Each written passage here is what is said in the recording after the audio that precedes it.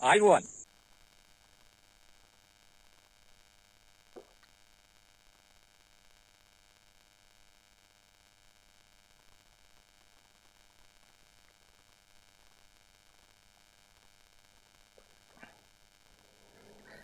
මේක බොන්න පුළුවන්.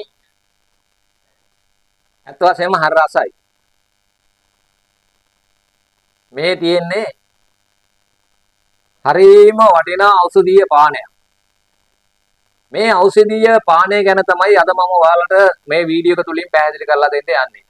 ඉතින් අපි මේ ඖෂධීය පාන හෝ ආහාර හෝ යම් දෙයක් අපේ ශරීරයට අවශ්‍ය කරන ආහාරයක් විදියට එහෙමත් නැත්නම් පානයක් විදියට එහෙම නැත්නම් ආලේපයක් විදියට ගන්න ඇයි අපේ මේ කය රෝගී වීම සඳහා.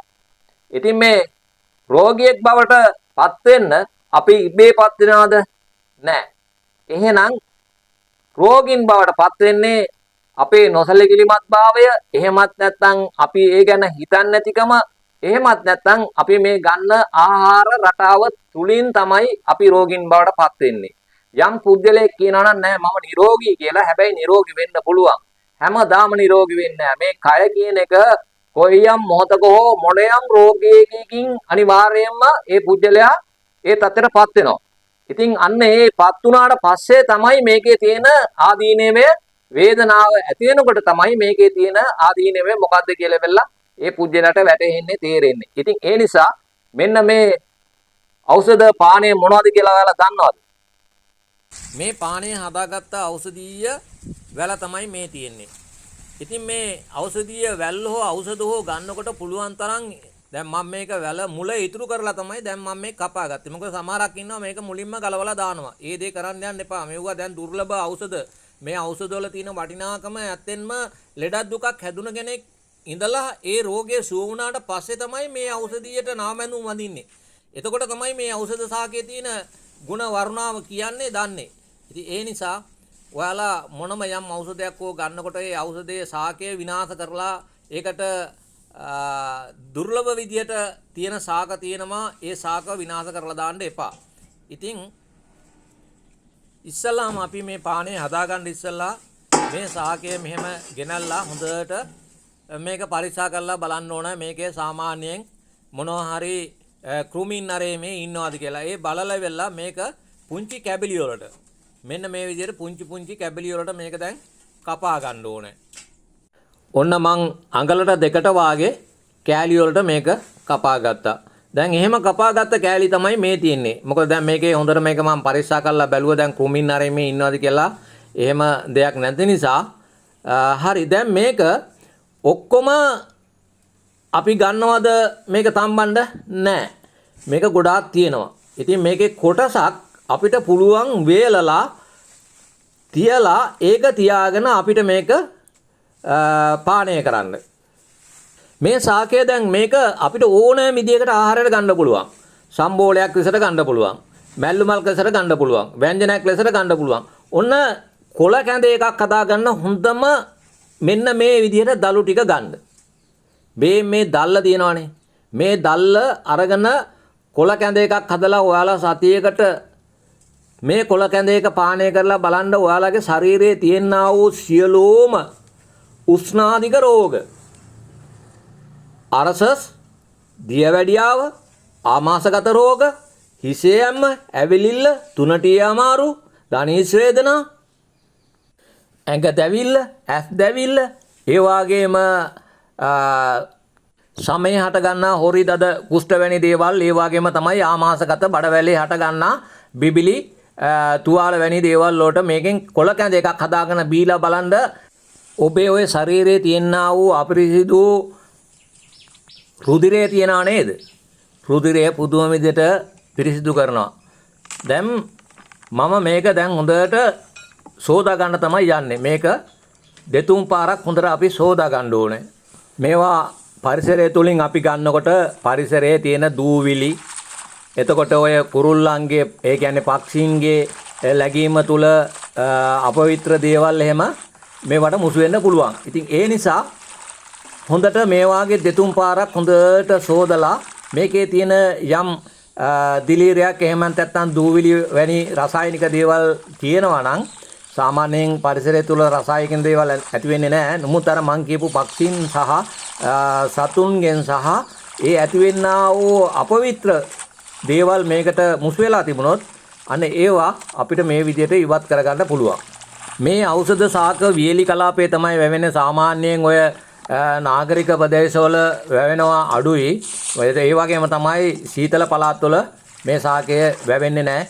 ඉතින් ඔයාලට පුළුවන් තම ඥාති මිත්‍රයන්ගේ සහ යහළු වෙහෙලියන්ගේ නිවාස වලට ඒ වගේම ඔය වන්දනා වාගේ යන අවස්ථාවල මේ දුෂ්කර පළාත්වල ඒ කියන්නේ අනුරාධපුර වැල්ලවාය කතරගම එහෙම යනකොට වවුනියාව වාගේ ඒ පළාත්වල මේවා ඕන තරම් තියෙනවා. ඉතින් ඒ වාගේ තැනකින් ඔයාලට පුළුවන් මෙන්න මේ වාගේ කොළ ටිකක් වැඩිපුර මුදල් දීලා හරි කමන්නේ ගන්න කවදාවත් මුදලට ගන්න අවශ්‍යතාවයක් නැහැ. මේවා පරිසරයේ තියෙන ඕන තරම් තියෙනවා. ඒත් මම අර කිව්වේ මුදලට හරි කමන්නේ වැඩිපුර මේවා අරගෙන ගෙනල්ලා වේලලා එල්ල ගෙදර තියාගන්න. ඇත්තෙන්ම කියනවා නම් ඒකේ තියෙන ඖෂධීය වටිනාකම ගෙනල්ලා තියාගෙන ඔයාලා භාවිතා කරලා බැලුවට පස්සේ තමයි මේකේ තියෙන ඖෂධීය ගුණේ ඒ වගේම වටිනාකම ඔයාලට තේරෙන්නේ. මොකද මේකට මුදලක් යන්නේ නැහැ. ඉතින් මේවා අර දුර්ලභ නිසා තමයි මම ඔයාලට නාගරිකව ජීවත් වෙන ඔයාලගේ සෞඛ්‍ය ශරීරය නිරෝගීව තබා ගැනීම සඳහා මොකද නාගරිකයන් ඉන්න කට්ටියගේ තමයි මේ ලෙඩ දුක් ඇත්ත වශයෙන්ම කියනවා නම් වැඩිපුර වැවෙන්නේ. මොකද ඔවුන් ගන්න ආහාර රටාව ඊටාම විස සහිත ආහාර තමයි ඔවුන් දෛනිකව ඔවුන් ලබා ගන්න. ඉතින් ඒ නිසා මොකද ගම්බද තියෙන ආහාර රටාව තුල මේ විෂමතා ආහාර ගොඩක් අඩුයි. විශේෂයෙන්ම නාගරික ප්‍රදේශවල ජීවත් වෙන ඔයාලා ගන්න ආහාර රටාව ගැන ඉතාමත්ම සැලකිලිමත් වෙන්න කියන එක මම ඔයාලගෙන් ඉතා ආදරෙන් ඉල්ලා සිටිනවා. අපි ඖෂධ පාන සාදා ගන්න හැම අවස්ථාවකදී මෙන්න මේ වාගේ මැටි වළඳක් භාවිතා කරන්න. මේක දැන් මම මේ මැටි වළඳ ඕනෑම ඖෂධ ශාකයක් භාවිතා කිරීම සඳහා ගොඩාක් කාලයක් ඉඳලා මේක භාවිතා කරන එක. මොකද මේක තම්බලයි බැලලා නැවත මේක හොඳට පිරිසිදු කරලා සෝදලා තියලා ඊළඟ ඊට පස්සේ ඖෂධය මේවා කරනවා. මොකද අපි නිතරම ඖෂධ ශාක සතියකට එකපාරක් දෙපාරක් මොනවා හරි ඖෂධයක් අපි භාවිතා කරනවා. ඒ තුලින් අපේ ශරීර සෞඛ්‍ය නිරෝගීව ඇත්ත වශයෙන්ම කියනවා නම් අපිට තබා ගන්න පුළුවන් නිරෝගීව ඉන්නවා. ඉතින් ඒ නිසා තමයි අපි රසායනික දේවල් මුසු වෙන්න ඉඩ තියෙන නිසා මෙන්න මේ මැටි වළඳකට ඒ වගේ දෙයක් වුණාම එවැනි දේවල් සිදු වෙන්නේ නැහැ. මොකද පාරම්පරිකව අපි අපේ ආහාර රටාව පිළියෙල කිරීමේදී භාවිතා කරන්නේ මෙන්න මේ වාගේ මැටි වලින් සාදාගත්ත භාජන. ඒ වගේම මේවා තම්බා ගැනීමේදී පිළියෙල කර ගැනීමේදී මෙන්න මේ වාගේ දරලිපක් භාවිතා කිරීම තුළින් අපේ ශරීර සෞඛ්‍යයට තවත් නිරෝගීකම දීර්ඝායුකම වැඩි වෙනවා. මොකද මේකට කිසිම රසායනික දේවල් මුසුවීමක් සිදුවීමක් ඇති වෙන්නේ නැහැ. දැන් හුඟක් දෙනෙක් කරන්නේ මේ ඇල්මීනියම් වැනි භාජන භාවිතා කිරීම තුළින් තවත් මේකට රසායනික දේවල් ඇතුල් වීම තමයි. එතකොට දැන් මම ඉස්සෙල්ලා කිව්වා ඔබ රෝගියෙක් වෙන්නම අවශ්‍යතාවයක් නැහැ. ඉඳලා හිටලා මෙන්න මේ වාගේ දේවල් තේ පානය කරන වෙනුවට මේ වාගේ දේවල් පානය කරන්න ඔබේ ශරීර සෞඛ්‍යය නිතරම නිරෝගීව තබා ගැනීමට පුළුවන්. දැන් මේ රෝග ලක්ෂණ මොනවද කියන එක මම ඉස්සෙල්ලා පැහැදිලි කරලා දුන්නා ගොඩාක් දුරට. තවත් රෝග රසකට මේක ඊටාම ගුණදායක පානයක් විතර අපිට ගන්න පුළුවන්. දැන් මේ පානයට කිසිම මුසු කිරීමක් අපිට අවශ්‍ය වෙන්නේ නැහැ. කියන්නේ සීනි හකුරු පෙන් රස වගේ දේවල් අවශ්‍ය වෙන්නේ නැහැ. ඉතින් මෙහෙමම අපිට පානය කරන්න පුළුවන්.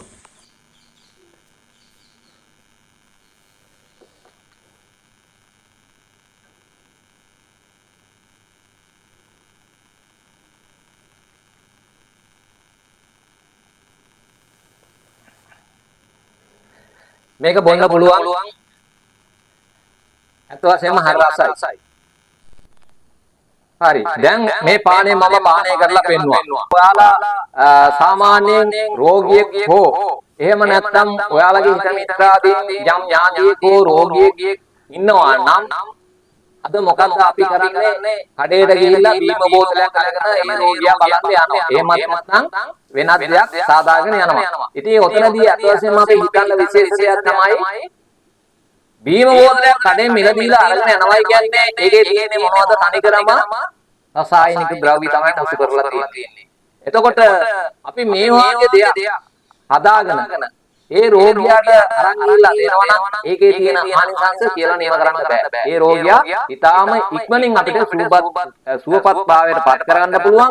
අනිත් එක තමයි මේ වාගේ දෙයක් අරන් ගිහිල්ලා ඒ රෝගියාට අපි දුන්නාට පස්සේ ඒ රෝගියාගේ හිතේ සරදාවක් සතුටක් භක්තියක් ඇති වෙනවා. ඒක ඒ ඊට සතුටින් භුක්ති විඳීමක් හෝ පානය කිරීමක් අනිවාර්යයෙන්ම කරනවා. ඒ එතනදී ඒ පුද්ගලයාගේ හිතේ ඇති වෙන සරදාව අනිවාර්යයෙන්ම අපේ ජීවිතේට දීර්ඝායු වැඩි වෙනවා නිරෝගී වෙනවා බලපානවා. අන්න ඒක අත වශයෙන් කියනවා නම් ඔයාලා මේ මතක තියාගන්න. ඒක අනිවාර්යයෙන්ම ඔයාලා දන්න කාරණාවක්. ඉතින් ඒ නිසා යම් රෝගියෙක් බලන්න යනවා නම් වෙළඳපොළට ගිහිල්ලා වෙළඳපොලේ ඔය තියෙන පළතුරු වැනි දේවල් එහෙම නැත්නම් බීම වැනි දේවල් අරගෙන රෝගියෙක් බලන්න යන්න එපා. ඒකයි මම කිව්වේ එහෙම යනවා නම් අපේ නිවසවට පරිසරය තුළ ගම් වල තියෙන ඕන තරම් අපිට පළතුරු තියෙනවා. ඒ වගේම මේ වාගේ ඖෂධීය සාපවලින් පානයක් හදාගත්තාම මේ රෝගියාට අවශ්‍ය කරන ඒ රෝග ලක්ෂණ අනුව අපිට පුළුවන් මේ රෝගියාට දෙන්න සුදුසු මොනවද කියලා ගම් මට්ටමින් වෛද්‍යවරුන්ගේ අනුමැතිය මත ඉතින් අසා දැනගෙන ඒ වගේම අපේ වැඩි විඩියෝ ඉන්නවා. ඒ වැඩි විඩියෝගෙන් අසාගෙන මේ රෝගයට සුදුසු ආහාර මොනවද කියන එක දැන හඳුනාගෙන ඒ රෝගියා බැලීම තුළින් ඒ රෝගියාට දීම තුළින් ඔබත් නිරෝගී සති සම්පන්න දීර්ඝායු වඩන පුද්ගලයෙක් බවට පත් වෙනවා. හොඳයි. අද වීඩියෝ එක තුළින් මම හිතන්නේ ඔයාලා මේ දැල් නොට්ටු එහෙම නැත්නම් නාල් නොට්ටු එහෙම නැත්නම් පඩවැල්. මොකද පඩවැල් මම කියන්නේ නැහැ. මොකද පඩවැල් කියලා තමයි ගොඩාක් දුරට මේක කට්ටිය ආමන්ත්‍රණය කරන. ඒ නිසා තමයි මම කිව්වේ. ඉතින් එතකොට මෙන්න මේ දැල් නොට්ටු සාකය සම්බන්ධව ගොඩාක් දැනුම අවබෝධය මම හිතන්නේ ඔයාලගේ මනසට දැනුමට ඒ වගේම ශරීර සෞඛ්‍ය නිරෝගීව ලබා ගැනීම සඳහා ඉක්මනවගා යොමු නාලිකාවක් හැටියට ඔයාලා දන්න අය ඕන තරම් මේක ඉන්නවා. හැබැයි ඒ වගේම නොදන්න අයත් ඉන්නවා. මේවා තාමත් දැකලා නැති අයත් ඉන්නවා. ඉතින් අන්න ඒ අයට පුළුවන්. ඉතින් ඒ අයට පුළුවන් මේ දැනුම අරගෙන යම් රෝගියෙක් ඉන්නවා නම් එහෙම නැත්නම් ඔබ රෝගියෙක් කියලා ඉන්නවා නම් මේක මේ ඖෂධ භාවිතා කරලා එහෙම නැත්නම් පානය කරලා භුක්ති විඳලා නිරෝගීමත් පුද්ගලෙක් වෙන්න කියන එක මම ඉක්මනවගා YouTube නාලිකාව හැටියට ඔයාලගෙන් ඉල්ලා සිටිනවා. නැවතත් මෙවැනි ගුණාත්මක වීඩියෝ එකකින් ඔබ හමුවට එන්න ඔබ සියලු දෙනාටම තෙරුවන් සරණයි.